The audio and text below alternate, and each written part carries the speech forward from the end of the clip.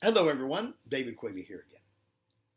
Today we're going to talk about accessing creative abilities from previous lives. Now, if you've seen our most recent video of the historical and scientific reality of past life memory, then you've probably figured out that you have lived in past lives. And so you're wondering, what should I do about that? Well, one of the most important types of work I do with clients is accessing creative abilities from previous lives and bringing them forward to the present. This is one of the most powerful tools in the whole field of past life regression. Imagine, for example, you've been on this planet for, say, the last 10,000 years. Okay, that would not be at all unrealistic, given the scientific evidence we have on the subject.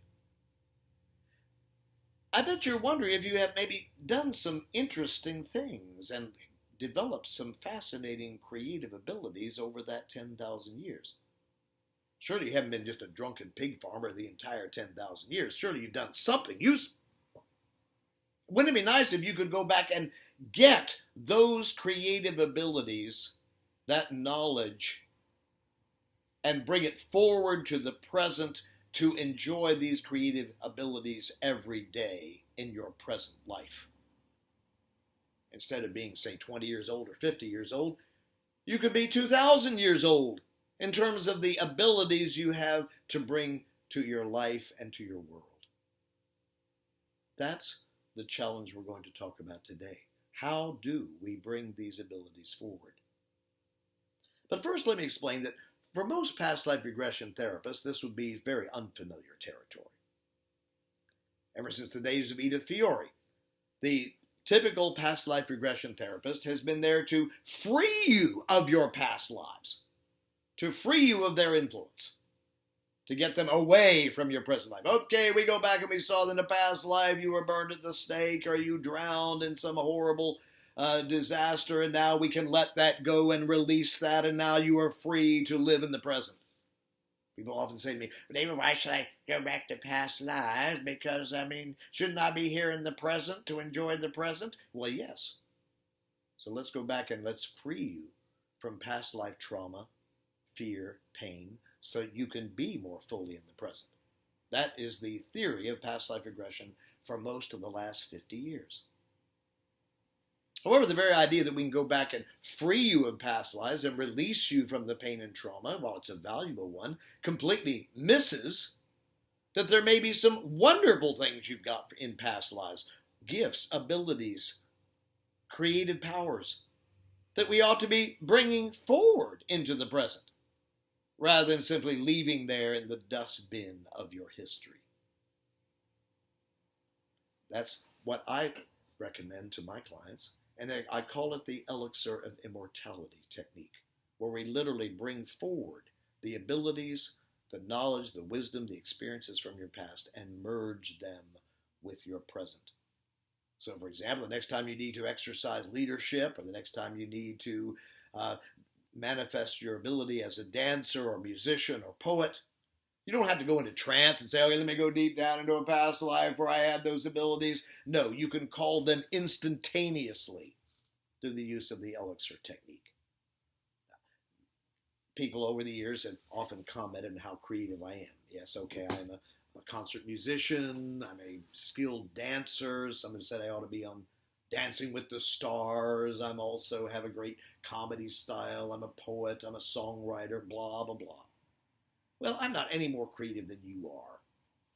But the difference is I'm aware of it. And I brought them forward to be in the present. Frankly, most of the last 10,000 years I was just a drunken pig farmer. But there was a few lives where I had some ability. And I have brought them forward to the present. Well, I bet if you did the same thing, you'd be far more creative than me. So how are we going to do that? How do we bring these abilities forward to the present? First of all, let me make absolutely clear, most past life regression therapists will not know how to do this. This is not in their toolbox. So no point in asking your local past life regression therapist, can you do this for me? What you need to do is find someone who's alchemically trained. Someone who has the training from me or one of my trainers. Those people will know how to do the elixir technique with you. and it's worth it to have these creative abilities for the rest of your life. The fact that I can now sit down and play beautiful concert-style music, and I can't even read a word of music, but I can play the most beautiful concert-style music playing for hundreds of people, and it's so much fun and so exciting, and I can have it without paying a therapist a single dime. I have it for the rest of my life. Would you like to have those abilities? If so, listen up. The first thing we have to do when we're going to be contacting these creative abilities is to decide what kind of ability we want. Now, sometimes people say, I've always thought I should be a musician. I've always felt like I could really do something wonderful with a guitar, with a piano, with a saxophone. I've always felt that I had that somewhere inside of me. Chances are you do. Chances are in a past life or even in the period between lives, you were that kind of artist. And it's time to bring that forward. So first talk to yourself and to your therapist. What kind of creative ability do I feel is slumbering inside that I've always felt inclined to want to study and learn? Or what kind of creative ability do I need right now? As a teacher, I found that I was kind of boring and pompous and people weren't really paying much attention to me, and I needed to get more enthusiasm. I needed to build more enthusiasm. So discovering that creative ability as a comedian was extremely important for my teaching work. Once we've decided on a particular creative ability, the next step is to go into trance to find a past life in which you were using that ability. So let's say, for example, the client's looking for leadership ability. Remember, it isn't always about fine arts. It's not always about poetry or music. It could be anything, from childcare ability to being able to balance a checkbook. All of these are abilities we can discover, we hope, in past lives. So let's say a client's looking for a leadership ability. They go back to a past life as, say, a medieval king who is leading his troops in war, who is leading the people from his throne. Well, first of all, we want to make sure that he is a good king, that he has the skill we're looking for. Frankly, not every ruling king in history has been a particularly good or capable king. Let's be blunt. Same with presidents. But this king, it turns out, we see him on the battlefield, we see him holding court in his palace, and we see that he does a fairly good job. Let's make sure of that. Don't bring anyone half-assed ability forward. So if we see the king, he's doing a good job, then we have to determine, is that leadership ability going to apply to the client's present life challenges? Let's say for the client in their present life is, for example, a personnel manager at a corporation who is also sitting in on a number of meetings. So we would take the king forward to the kinds of daily challenges my client has to face. Bring the king in. How does he handle things? Does his leadership translate from the rather violent days of medieval Europe to the quite different challenges in a modern corporation? We have to find that out. If, however, we bring, let's say, King Harold forward and he does a good job, and the client says, oh, I see, this really does add to my ability in a leadership position.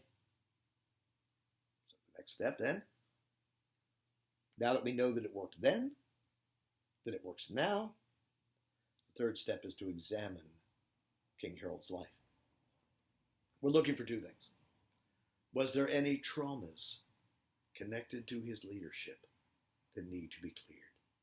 A lot of times, if a person winds up with a leadership position in which they experience a severe trauma, betrayal, loss, failure, this may block them from using that leadership in future lives.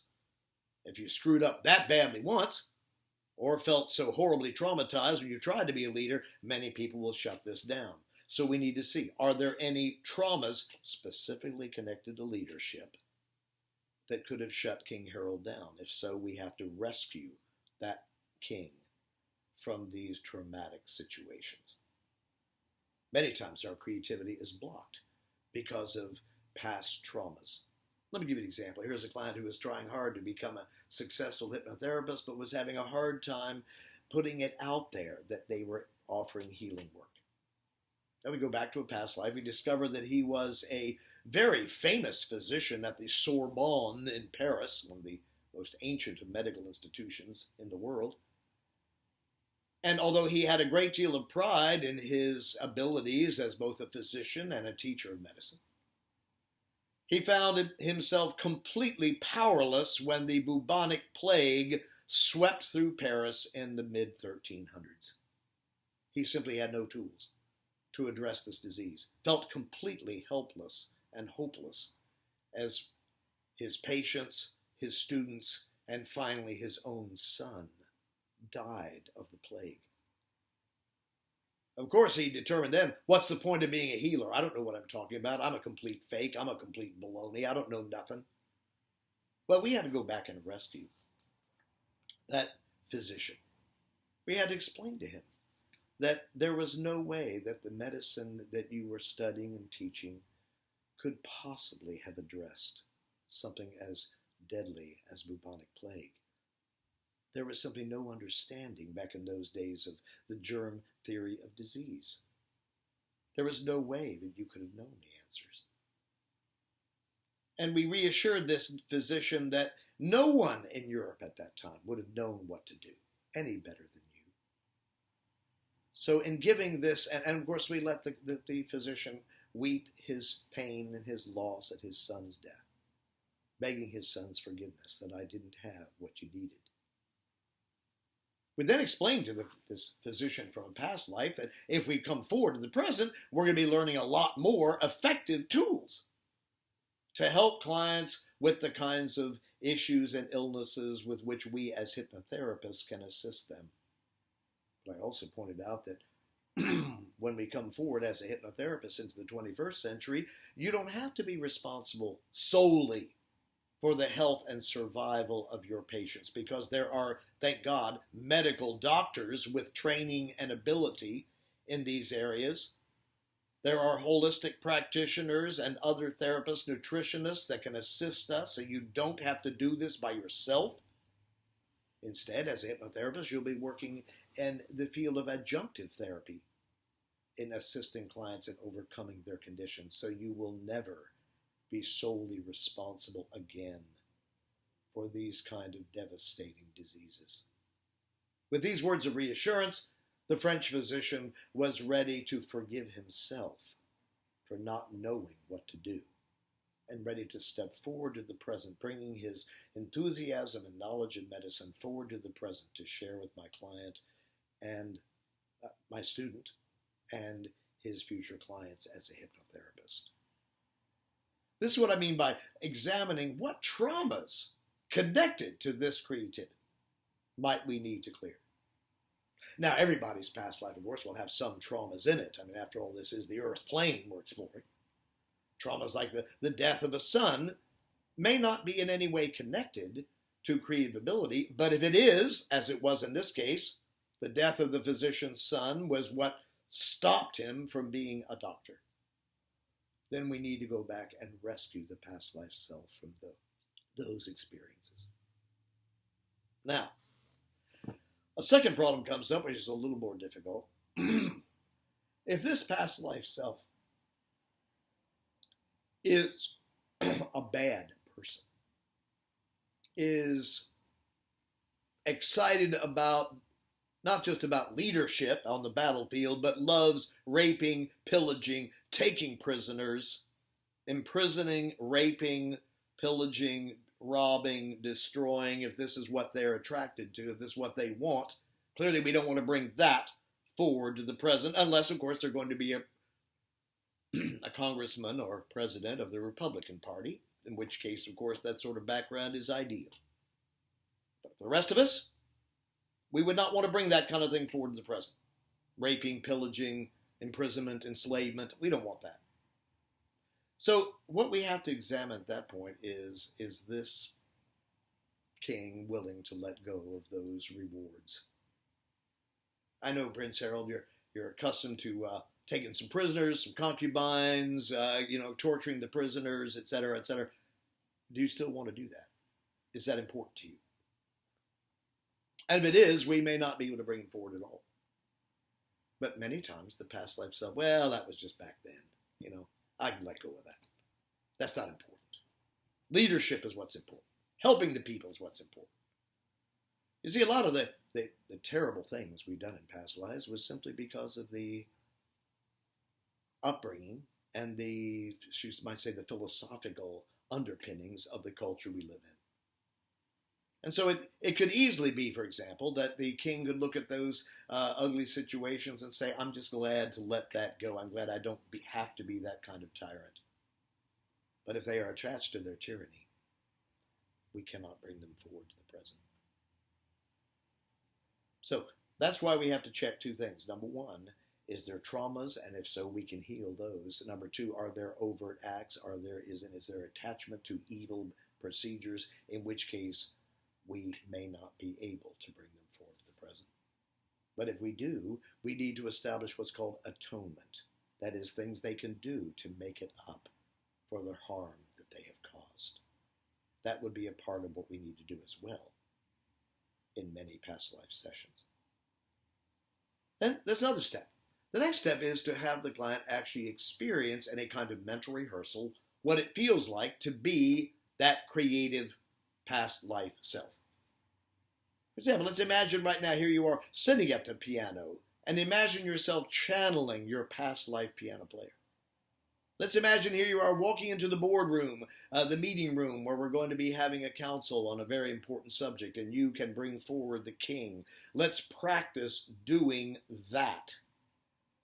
Oftentimes, there's a sacred gift that comes from the past life that can help us. For example, King Harold may give the client a crown to wear.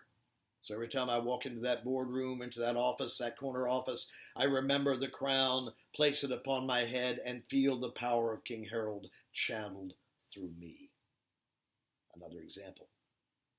If a client discovers that in a past life they were a creative, they can imagine the gift, the quill pen that is the gift of their past life self, and dip that quill pen once or twice before they sit down at the computer to write their novel.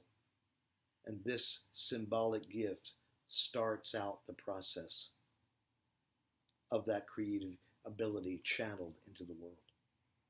And we want to have the client experience that in their bodies while in trance, a mental rehearsal of the actual physical creative act. Experience it in their bodies. And once the client has experienced this in their bodies, then, of course, we can anchor this creative ability to whatever the creative challenges are. For example, now every time you walk into the boardroom, you remember to wear the crown of King Harold. Every time you sit at the piano, you bring forward the beautiful piano player inside of you. Or even better, every time you feel bored, you remember that your artist is waiting for you in your art studio. Any number of these anchors can be effective so that the client can start using it every single day. And then finally, at the end of this process, we have what I call the elixir technique. At this point, I ask the past life self, for example, King Harold, would you like to step forward and join my client in helping them as a leader in their new social corporate identity? And if the answer is yes, which it usually is, after all, what else is King Harold going to do? Sit on a shelf in the subconscious? No, he usually wants to step forward. Then we ask the client, would you like to have King Harold with all of his abilities and memories coming forward with you to join you in your present life?